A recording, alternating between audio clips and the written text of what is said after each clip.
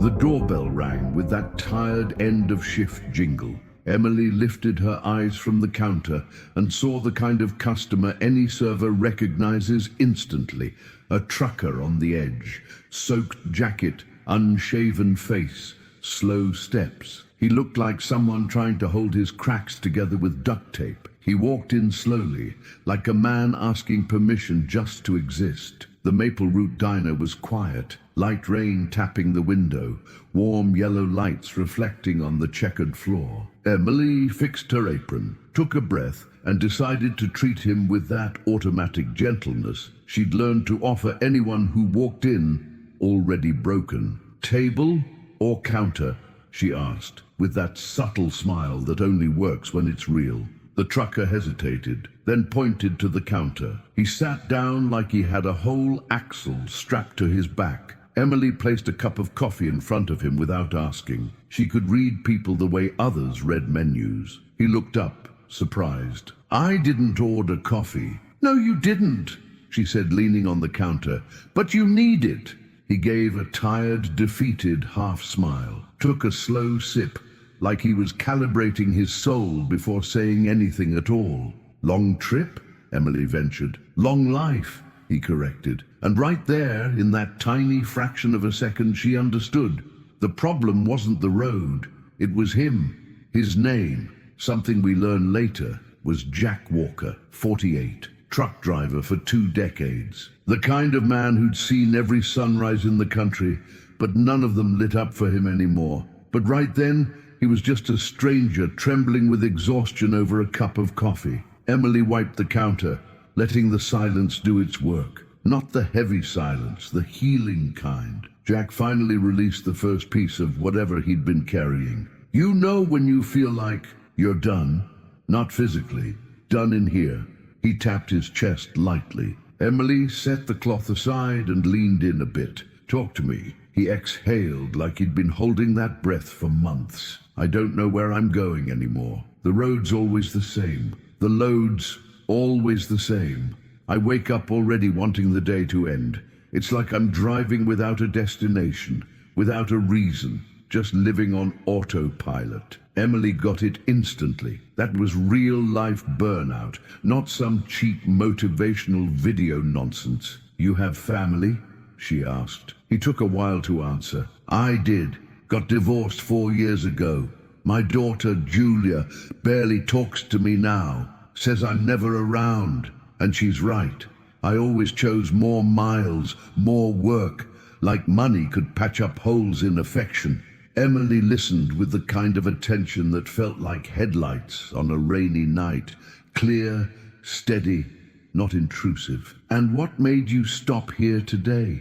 she asked. Jack stared at the steam rising from the cup. "I was thinking about quitting everything, literally everything. Leaving the truck at the depot, grabbing my stuff, disappearing for a few months. But then this panic hit me. This fear that maybe I already disappeared a long time ago, and only my body kept driving." Emily looked at him with the expression she used when someone needed to remember they were still human, not pity, recognition. "You didn't disappear," she said. "You just got lost along the way.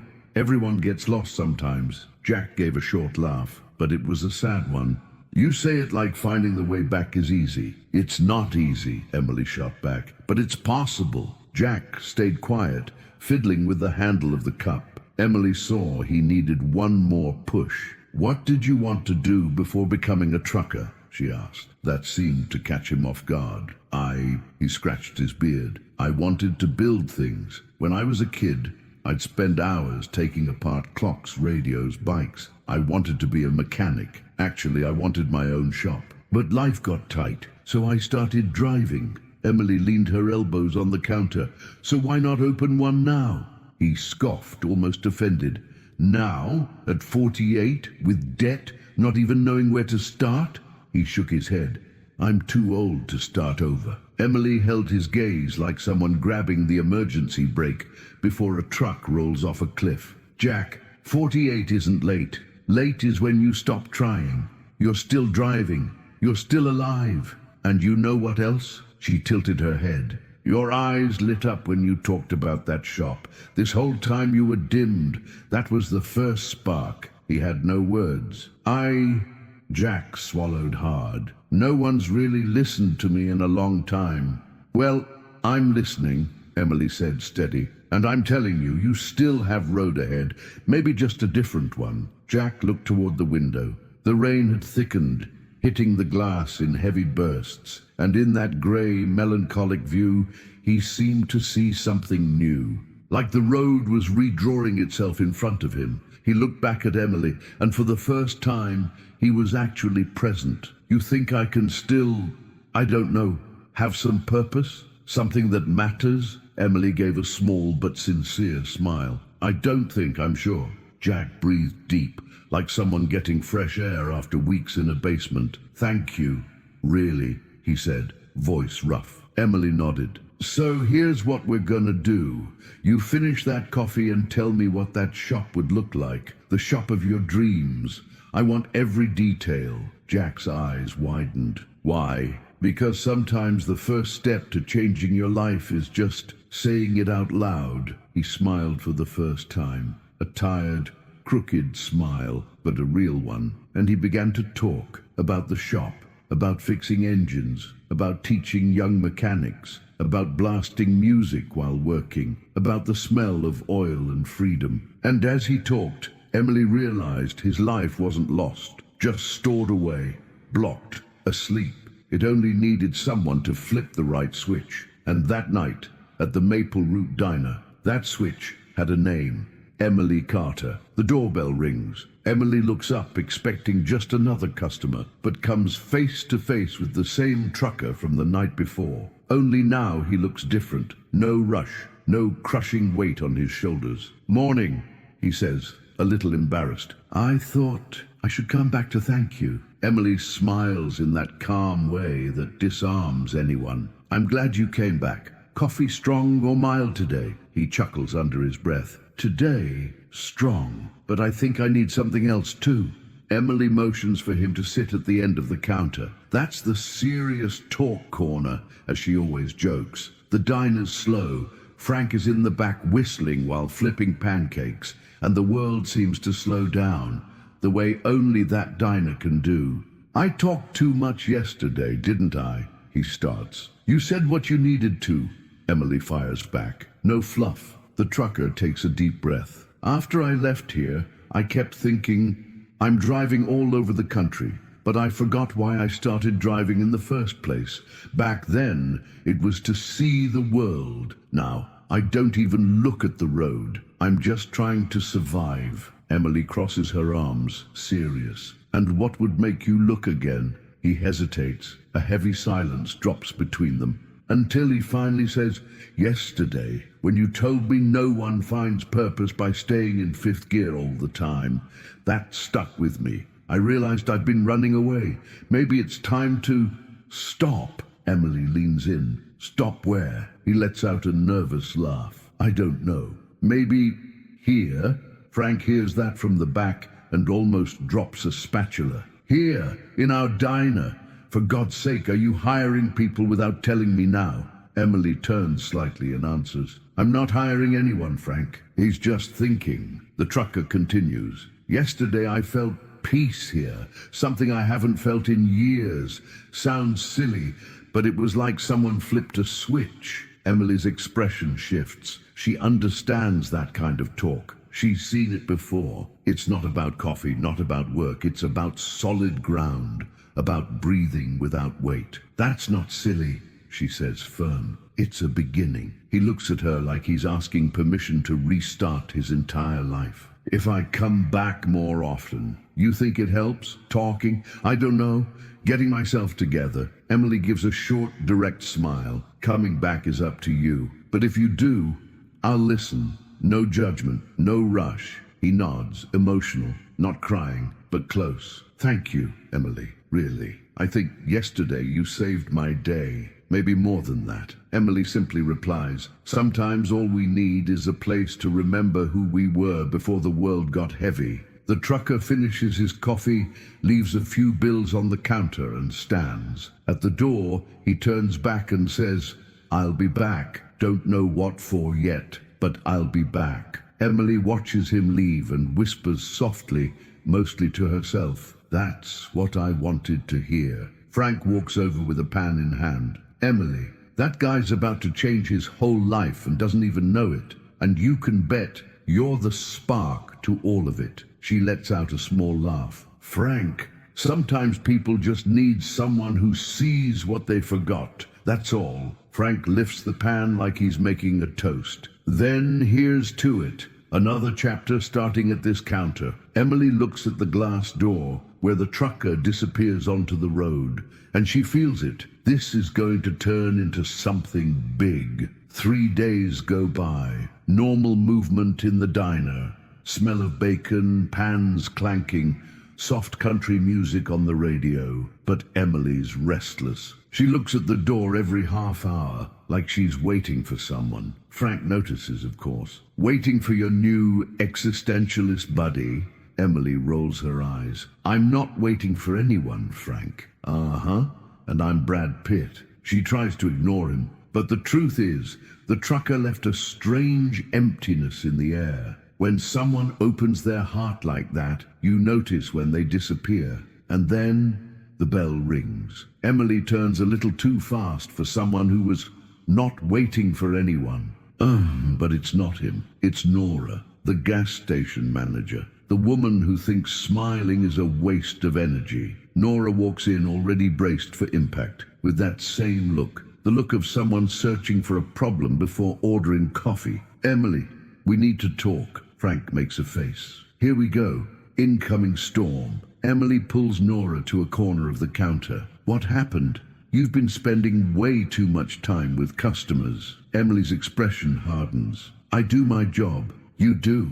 And you give speeches too, from what I heard." Emily feels her stomach drop. "Let me guess. The trucker talked to me and somehow that's an issue now?" "He stayed here almost an hour." "That slows everything, Emily. And when you slow down a trucker, you slow down the pumps, you slow down the whole system." Emily answers dry and direct. "He needed someone to talk to." "And since when are you a therapist?" Nora fires back, dripping sarcasm. The tension gets heavy. Frank listens from afar and starts inching closer, like a makeshift bodyguard.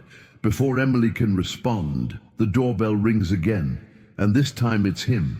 The trucker walks in slowly, almost as if he'd heard his name. He sees the two women arguing, stops, takes it in, then walks up to the counter, awkward and unsure. "Sorry, I can come back later if it's better." Emily takes a deep breath and is about to answer, but Nora jumps in first. "You came to talk again? Because this is a restaurant, not a therapy office." He lowers his eyes, embarrassed. I just came to thank her again." Nora crosses her arms. "Thank yous don't pay bills, sweetheart." Emily explodes on the inside, but speaks in that tone she uses when she's holding the world together with one hand. "Nora, he's our customer, and I choose to treat him like a human being." Silence. Frank behind the counter almost claps. Nora stares at her for a few tense seconds. "We'll talk later." She turns and leaves the diner the same way she came in, leaving heavy air behind. The trucker steps closer. I didn't mean to cause trouble." Emily softens. "You didn't cause anything. She's the one who needs a vacation." He gives a shy little smile. "I came back because I tried getting on the road this morning. I couldn't." Emily frowns. "Why?" "Because I felt like I needed to come back here." He takes a breath. "It's not about coffee. It's not about the place. It's about purpose. You said this was the beginning, and I don't know how to keep going on my own." Emily places her hands on the counter and answers without hesitation. "Then don't keep going alone." Chef Frank, pretending to wipe the counter, mutters, "Hallelujah." The trucker exhales, relieved. It's like in that moment, the diner isn't just a pit stop. It's the only place in the whole country where he can finally exist without weight. Emily then says, "Sit, let's figure out where you're going next." And that's how the moment begins that will change everything, for him and for her too. The doorbell was still vibrating when Jack sat at the counter. He looked different, not exhausted like the first night, not lost like the second time. Now it was a lighter kind of tired, like he was learning how to breathe again, but still didn't know how to walk afterward. Emily fills his mug before he even asks. He looks at it and smiles, that broken but genuine kind of smile. "Thanks. You owe me a story, remember?" Emily says, crossing her arms. "Which one? The one about your garage. You barely started." He rubs his face, thinks for a moment, then takes a deep breath. "I woke up today with this weird feeling, like, what if I threw my whole life away?" Emily fires back instantly. "You didn't. You just went off route. Everyone goes off route." Jack lowers his head. "It's just when I was a kid, you know? I dreamed of having my own place, a small garage, simple, but full of life. The kind of neighborhood shop where people come more to talk than to fix their cars." Frank, listening from the back, yells, "That's how it is here too. Just swap the motor grease for bacon grease." Emily throws a towel at him. "Stay in your lane, Frank." Jack laughs, and this laugh is different. It's not just relief. It's a restart, shifting into first gear. He continues, "I thought about selling the truck. It's worth something. Old but in good condition. If I got a small loan, maybe, I don't know, open something modest." Emily doesn't let doubt get any oxygen. "That's not impossible. Hard? Yes. Impossible? No." He looks at her like he's trying to believe, just needs one push. "You know why I came back today? I have a hunch. Because I needed someone to remind me I still exist. Everywhere else, I'm just another tired trucker." Emily holds his gaze steady. "Here you're just Jack, and that's already enough." Jack swallows hard. "I missed that. Being seen, being human." A pause. The kind of pause that says more than an entire conversation. Then the door opens again. Nora walks in.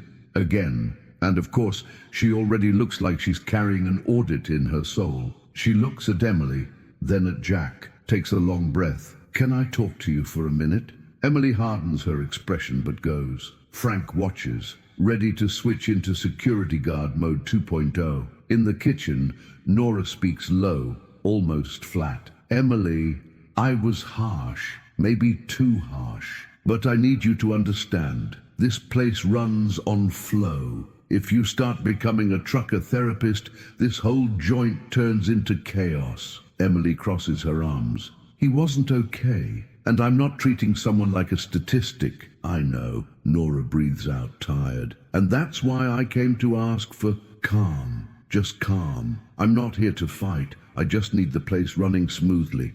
Emily is caught off guard. "So you're not coming for my throat? Not today. Great. Because if you were, I'd throw hot coffee on your boot." Nora cracks a rare, tiny smile. "Wouldn't doubt it." When Emily returns, Jack is fidgeting with his cup, nervous, like he's scared she might be gone forever.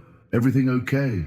he asks. "For now, I don't want to get you in trouble." "Jack, let me explain something simple." Emily leans on the counter. "Trouble is, when we let someone break alone. You're not alone. Not here." Jack breathes, and it's the first truly deep breath since the day he walked in.